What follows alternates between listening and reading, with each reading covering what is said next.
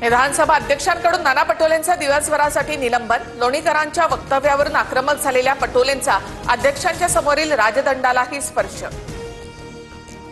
रोज निलंबित केला तरी चालेल, पण शेतकऱ्यांचा अपमान सहन करणार नाही। लोणीकरांनी माफी मागायला हवी। निलंबनानंतर नाना पटोलेंचं विधान, तर जितेंद्र आव्हाडांकडून नानांचं समर्थन। अध्यक्षांच्या अंगावर धावून जाणं अयोग्य, नाना पटोलेंनी माफी मागावी। पटोले विधानसभा अध्यक्षांच्या आसनासमोर गेल्यानंतर फडणवीसांची मागणी।